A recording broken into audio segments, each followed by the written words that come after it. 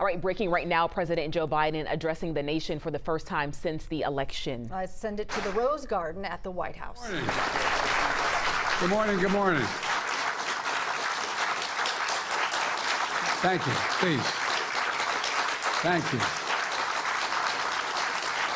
Good to see this cabinet and the staff together here. Thank you.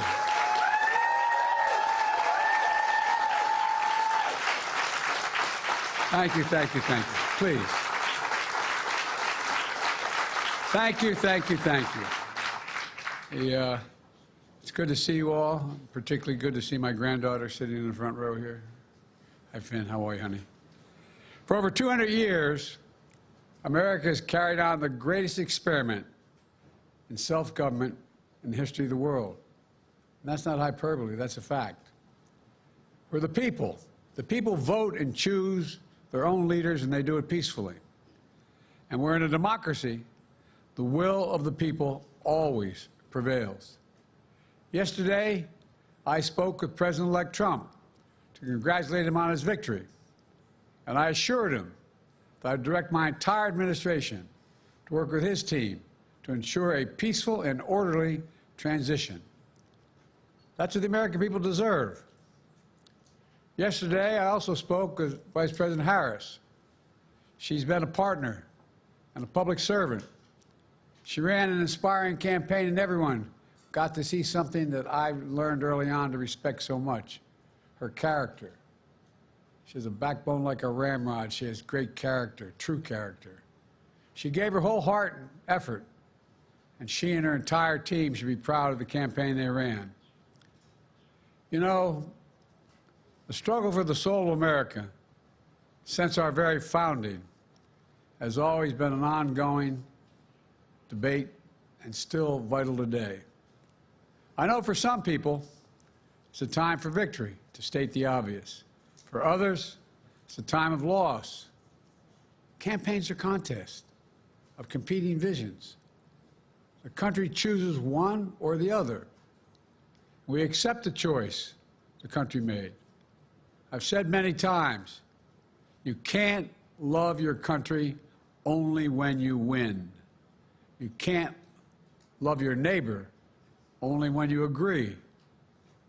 Something I hope we can do, no matter who you voted for, is see each other not as adversaries, but as fellow Americans. Bring down the temperature. I also hope we can lay to rest the question about the integrity of the American electoral system. It is honest, it is fair, and it is transparent. And it can be trusted, win or lose. I also hope we can restore the respect for all our election workers who busted their necks and took risks at the outset. We should thank them. Thank them for staffing voting sites, counting the votes, and protecting the very integrity of the election. Many of them are volunteers who do it simply out of love for their country. And as they did their duty as citizens, I will do my duty as president. I'll fulfill my oath, and I will honor the Constitution. On January 20th, we'll have a peaceful transfer of power here in America. To all our incredible staff, supporters, cabinet members, all the people who've been hanging out with me for the last 4 years, God love you, as my mother would say, thank you so much. You put so much into the past 4 years. I know it's a difficult time. You're hurting. I hear you and I see you. But don't forget all that we accomplished. It's been a historic presidency. Not because I'm president, because what we've done, what you've done. A presidency for all Americans. Much of the work we've done is already being felt by the American people, but the vast majority of it will not be felt over the next 10 years. We have legislation we passed that's just only now just really kicking in. We're going to see over $1 trillion worth of infrastructure work done, changing people's lives in rural communities and communities that are in real difficulty, because it takes time to get it done. And so much more. It's going to take time, but it's there. The road ahead is clear, assuming we sustain it. There's so much we can get done and will get done based on the way the legislation was passed. And it's truly historic. You know, we're leaving behind the strongest economy in the world. I know people are still hurting, but things are changing rapidly. Together, we've changed America for the better. Now we have 74 days to finish the term, our term. Let's make every day count. That's the responsibility we have to the American people. Look, folks, you all know it in your lives. Setbacks are unavoidable, but giving up is unforgivable. Setbacks are unavoidable, but giving up is unforgivable. We all get knocked down, but the measure of our character, as my dad would say, is how quickly we get back up. Remember, a defeat does not mean we are defeated. We lost this battle. The America of your dreams is calling for you to get back up.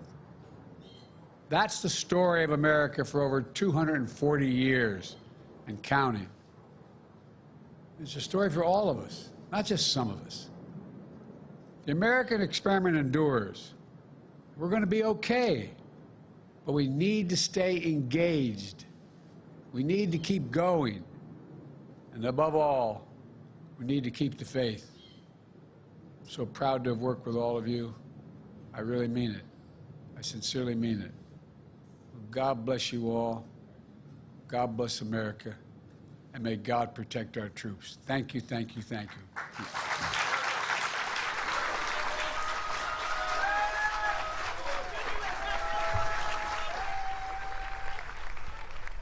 With 74 days left as the commander-in-chief, President Joe Biden speaking from the Rose Garden for the first time since Donald Trump was elected president.